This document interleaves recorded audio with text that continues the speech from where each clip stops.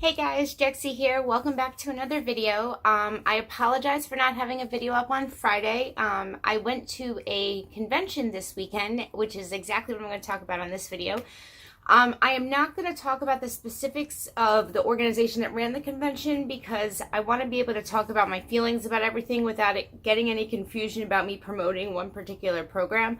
But the convention was a 12-step recovery-based convention, and I don't know, 1,000 people, something like that, were there. It was down in Ocean City, Maryland.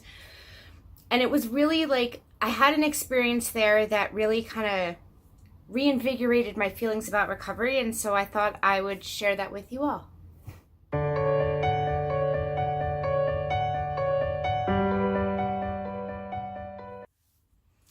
Okay, so as many of you know, back in September of 2017, I left Maryland. The circumstances around my decision to leave were the fact that my husband at the time was really being emotionally abusive. He was very absent, and our relationship had kind of been over for, I would say, years. Probably like the last few years of our marriage, things were just rough. And so on September in 2017, it was the first weekday after Labor Day, I made the decision to leave based on, you know what, I'll tell you the exact story of that day because it is relevant to what I want to share with you. So over the weekend, my daughter and I went school shopping. We came home. She found a ring on the floor, and she picked it up and she said, "Mom, isn't this your ring?"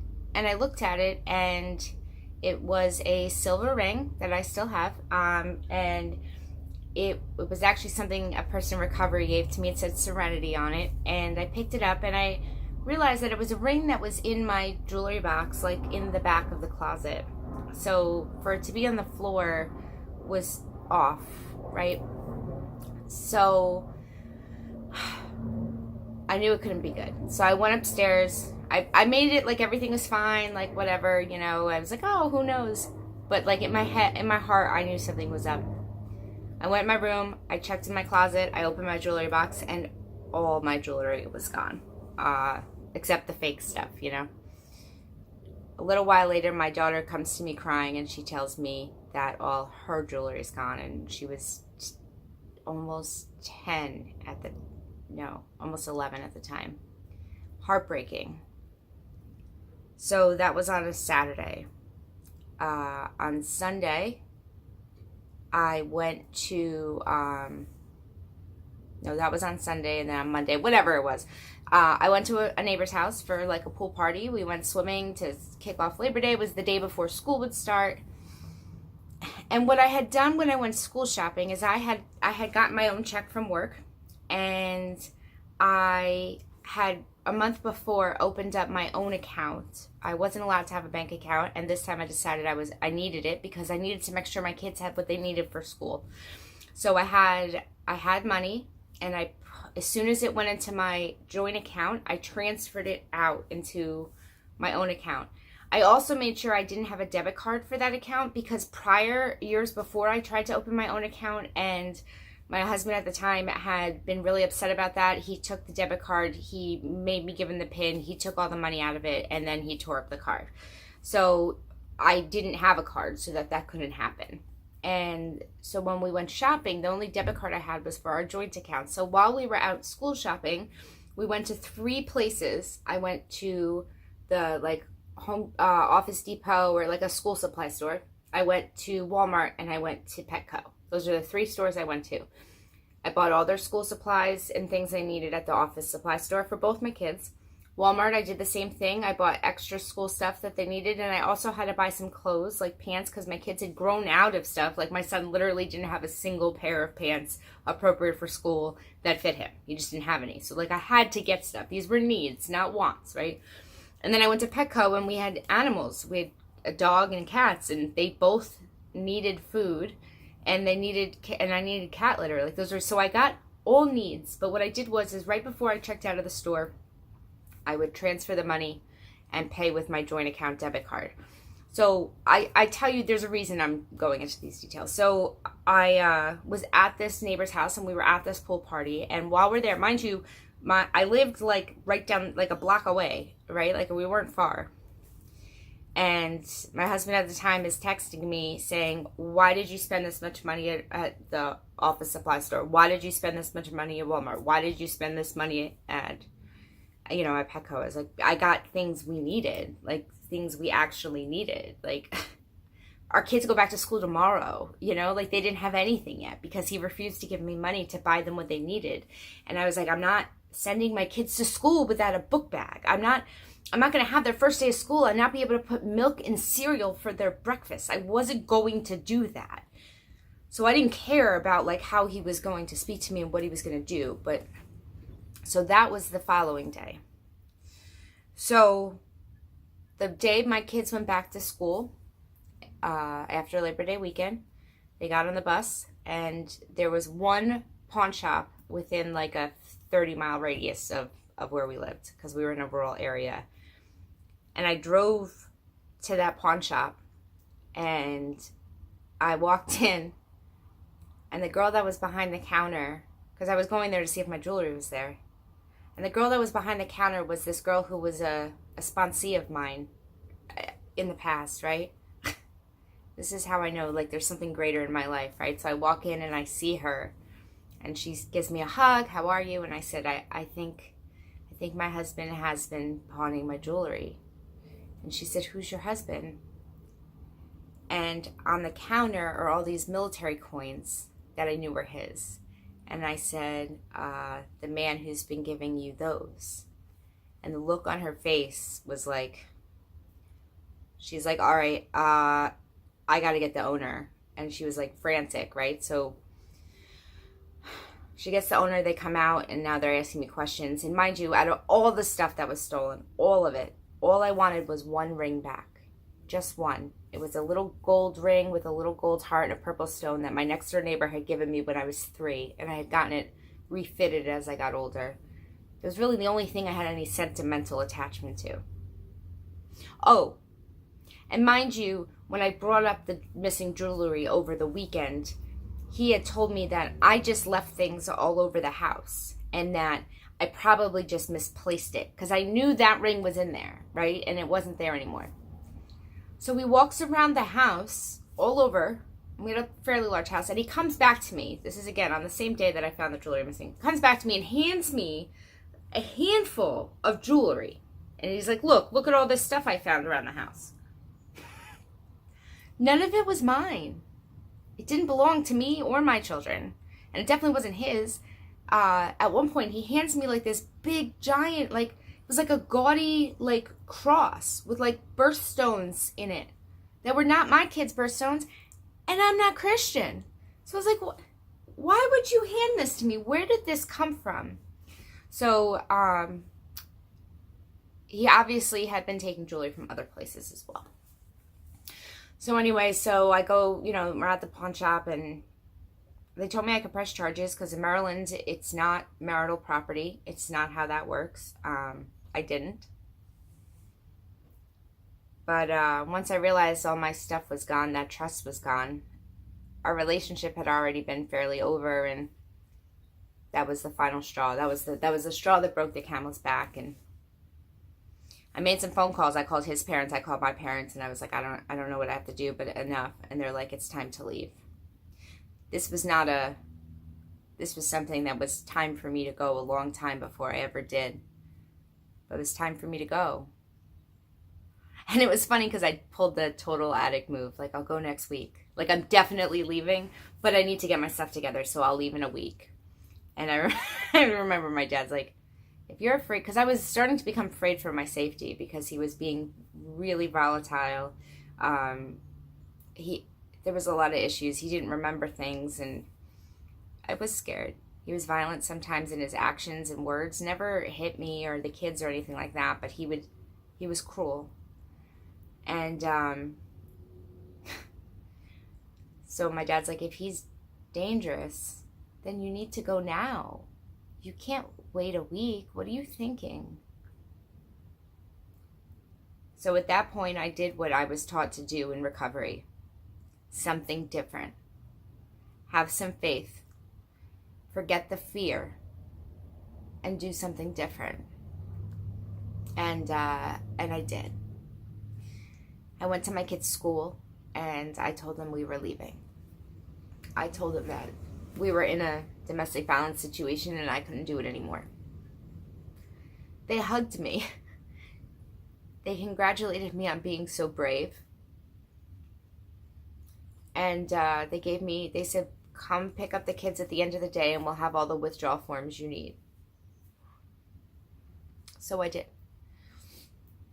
I called a friend of mine in recovery and I said, I'm ready. She said, I'm on my way. And I packed what I could within like an hour. I had boxes of like my kids' stuff from the times they were little till they got older. So I grabbed those boxes, my boxes of photo albums. It was almost like I knew at some point I would have to like grab and go.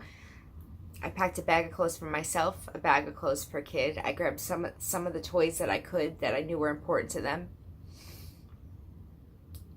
And I took my dog and my daughter's kitten. I had to leave 2 cats behind. I couldn't take them all. And I picked up my kids at the end of the day. And I was a mess. Because I was scared. I didn't know what to do. I didn't have any money. And I took my kids and we left. And we drove from Maryland to New Jersey, which is where I grew up. And we were originally staying with his parents because they had a bigger house and a place for our dog. And what happened there is a whole different story, but so I'm not going to go into that now. But eventually, a little while, about a month later, we ended up moving into my parents' house. So I know I just spent 11 minutes of backstory to tell you what I wanted to tell you about this convention, but I thought it was important for you to understand the feelings that went behind me leaving. So nobody knew except for my one friend, my best friend at the time, who helped me. I just upped and left. And I was very involved in recovery programs down in Maryland, and I had a big network, and I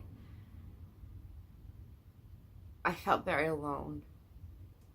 I felt like I was starting over, and I was, essentially. I started going to meetings up here, and they were a little different, and I was mad about that. It was right before I was supposed to celebrate 5 years, and in my old area, Maryland, in the recovery program I was in, when you celebrated on your year mark, they gave you a cake and sang happy birthday. And I always looked forward to that, you know. But this area didn't do that, and not that I needed the cake, but I was lonely. You know, I was back with people who I'd grown up with, and I had friends, but I didn't have the same recovery network up here. So I'd go to meetings and talk to people, and I don't have trouble making friends, but I didn't want to make new friends. I didn't want to have a new recovery life. I wanted my old life. And that was hard. I went through a lot of trauma. My kids were hurt. And I had to walk into meetings and introduce myself as being new. I had clean time, but I needed the help. So I felt like nobody knew where I left. Now, I forgot the fact that I lived in a little town, right? So once one person knows, everybody knows, right? And I didn't think me leaving mattered to anybody. So to tell you what happened this weekend, that kind of gave me this feeling of being incredibly loved, is on the last day of this convention. Well, the one night, on Saturday night, I went out to dinner with like my old home group people, like all the people I'd been in recovery with for years, and they meshed right back in like I hadn't even been gone. And like that felt good. Like I wasn't missing out on stories or whatever. Like I felt like I hadn't been gone for all that time. And then on the last day of the convention, I ran into 2 other people. One being the girl from the pawn shop. And she came running up to me and she gave me the biggest hug ever. And she's like, I've missed you. How are you? Like, it's so good to see you. And I'm like, she doesn't even understand that, like, she's part of my higher power, like, story, right? Like, I believe that there's a power greater than myself because she was working at the pawn shop that day. It was one of the hardest days of my life, and I still had someone in recovery every step of the way. And they were talking, like my best friend who was there and these other two people, and they were talking and they were saying how they could each make a list of all the people who were impacted by me leaving, all the people who miss me, and how much they still talk about me regularly at these meetings because they hate that I'm not there. And my boyfriend had come down with me, and he's from New Jersey, and he started talking about all the people that I matter to up here too. And it got me to thinking, like, I do matter. I do have people who care about me. Feeling alone is all in my head. It's not real. I'm not really alone. So yeah, I just thought I'd share with you about how I went from feeling I kind of kept those feelings hidden, that I felt lonely and that nobody missed me and that I didn't matter, to feeling like I mattered to so many people. I don't know how I didn't see it. It feels good today, right? Like I can smile today and realize, like, my recovery network is so much stronger than I ever thought, and a simple geographical change is not going to change how people feel about me. It just helps me open up to knowing people in recovery in more areas. Like, it's amazing. It feels good. And so I just wanted to share that with you about how great it was to, like, realize I mattered. I have friends, I have people who care about me, and I'm not alone in this. And sometimes I think we all need that reminder that, like, no matter what's happening, no matter what we're going through, like, we are not alone. We are not alone. We have other people, whether we want to know it or not. I mean, that's just what recovery is. So thank you guys so much for watching this video. I know it was a little bit longer than they normally are. Maybe that makes up for my lack of video on Friday. Leave a comment.